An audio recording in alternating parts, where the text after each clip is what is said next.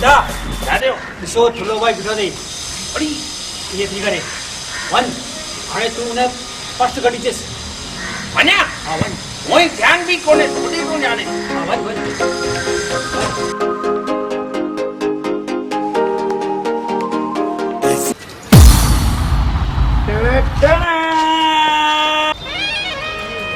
अरे डोडा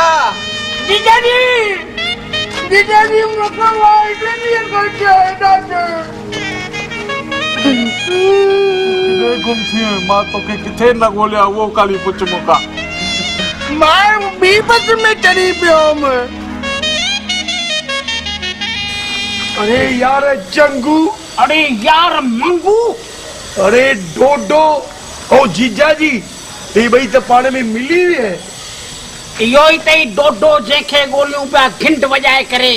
अरे चूनो लगाए करे इहो त अलाए घणा दफ़ा असांजे साम्हूं आयो आहे यार बुद्ध हाणे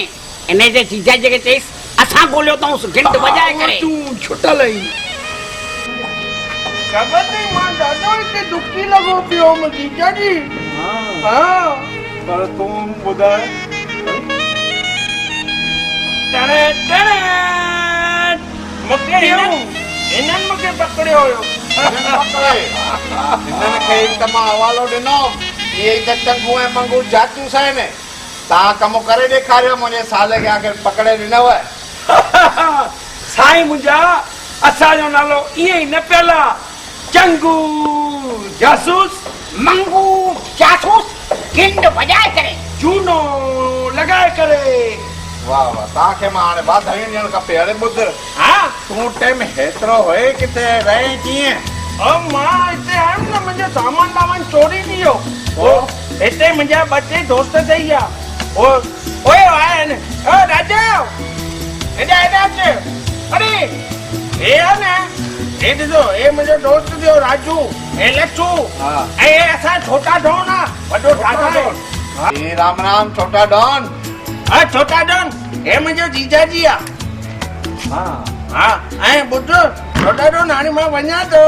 जीजा जा गॾु वञ भले वञा न अड़ी मुंहिंजो ॾाढो ख़्यालु रखीं ख़बर अथई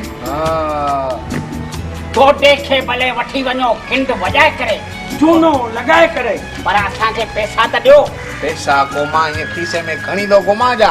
हलो त मां तव्हांखे ॾियांव थो कोई वांदो न आहे घिंट वजाए करे ऐं चूनो लॻाए करे अरे हल डोडा हाणे करे तव्हां भलो पैसा ॾियांव हलो हलो हलो हा डॉन इहो त ॿुधाए तुंहिंजो धंधो कहिड़ो आहे ए नंबर ॿ नंबर माना मखंदो ई आहे सदाईं